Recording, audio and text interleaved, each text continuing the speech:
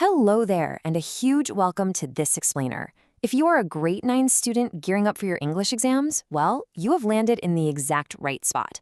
So go ahead, take a deep breath, relax your shoulders, and get comfortable. Today, we're doing a total step-by-step review of Unit 5 from your Global Success textbook called Our Experiences. I am so incredibly excited to guide you through this material.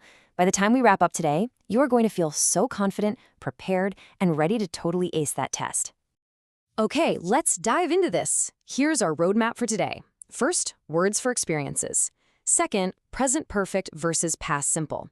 Third, sentence transformation. And finally, Min's memorable summer experience. Basically, we are going to build our grammar and vocabulary toolbox first, and then apply it all to a real-world essay. Section 1. Words for experiences. This is where we gather the exact words we need to describe the incredible world around us and, just as importantly, how it makes us feel. Let's start with some of these key places and activities. I want you to read these out loud with me, nice and slow. Ready? Safari park, craft village, camping site, theme park, hot air balloon, roller coaster. Fantastic! These are basically your core nouns for this unit. When you write your exam, using these exact terms shows your teacher that you know your vocabulary inside and out. And this brilliantly illustrates exactly what we are talking about. Look at that thrilling Jeep Eco Tour in Dowlett. See the mountains and all that lush green scenery? That is literally the definition of magnificent scenery and an eco tour. Connecting these vocabulary words to real adventures makes it so much easier to remember them, doesn't it? So how do we describe these awesome places? Well, we use adjectives. These words are like paint for our feelings. We've got positive kind of calming words like relaxing or educational. And then on the flip side, we have those intense, high-energy words like thrilling, amazing, unforgettable, and even frightening. Knowing the difference really helps you set the exact right mood in your writing. Now, in Unit 5, we also dip our toes into technology, specifically virtual reality, or VR for short. VR, virtual reality. It's essentially a simulated environment created by technology. Make sure you know how to spell both words, as technology topics are super popular on these tests.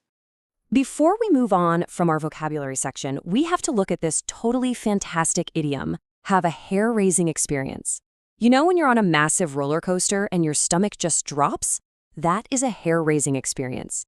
It just means having a very scary, thrilling, or frightening time. Dropping an idiom like this into your essay will absolutely impress whoever is grading it. All right, moving right along to Section 2, present perfect versus past simple. This is where we learn the rules of the road for navigating time in English. So the crucial point is understanding the difference between an experience that connects to right now and an action that is 100% finished. Look at that first sentence. I have visited Vinpearl Safari twice. That is present perfect. It's an experience up to now, but there's no exact time attached. Now look at the second one. I visited Vinpearl Safari last summer. That's past simple. It was a completed action at a very specific time in the past, last summer. To make this super easy to spot on your exam, you just need to look for the sign words. For the present perfect, keep your eyes peeled for words like ever, never, already, yet, or duration words like since and for. For the past simple, look for finished time markers, things like yesterday, ago, in 2000, or last summer. Honestly, if you see the word ago, boom, you know immediately it's past simple. Welcome to Section 3, Sentence Transformation Practice. Think of this as an obstacle course to test your agility with flipping between these two tenses. This is practically guaranteed to be on your test, so let's practice it together. Okay, here is your first challenge. When did you start learning English? This is a past simple question asking for a specific start time. Now, I want you to pause and think actively for a second. How would you ask this exact same question, but using the present perfect tense to ask about the duration? Let's move to and see how this builds step by step.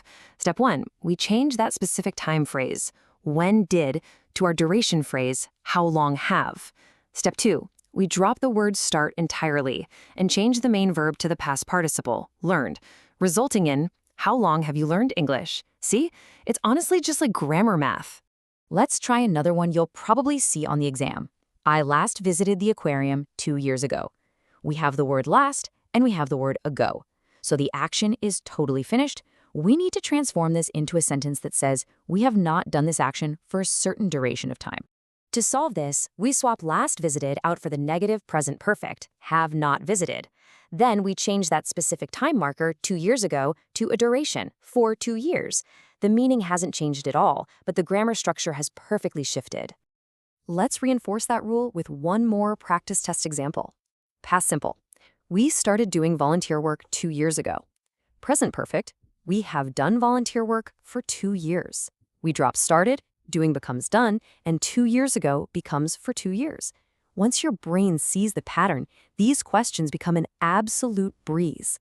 All right, section 4, Min's memorable summer experience. We have arrived at our final destination.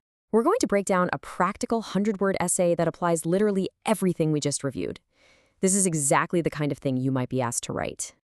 Let's read these opening lines together, nice and slow. Last summer was very special for Min. He joined many activities to help people in his hometown. Notice how Min sets the scene right out of the gate? He uses last summer and the past simple verb joined to clearly show us this is a completed summer experience. Now, what's really interesting about this slide is how he lists his community service. During his summer break, he collected old clothes for poor people, planted trees, and taught young children in his village. He doesn't just say he helped. He gives us a vivid list using specific action verbs, collected, planted, and taught, keeping all the verbs in the matching past tense. Then we get this wonderful emotional shift in the story. At first, it was hard to do so many things, but he felt happy when he saw the big smiles of the kids. He also made many new friends in his neighborhood. Remember, a great essay doesn't just list a bunch of facts, it tells the reader exactly how the experience felt. And here we have the conclusion. This summer taught Min how to work with others and care for people around him. He will never forget this wonderful experience. That phrase right at the end, never forget this wonderful experience, perfectly utilizes the Unit 5 vocabulary we covered earlier. It's exactly what graders are looking for to see that you've mastered the unit.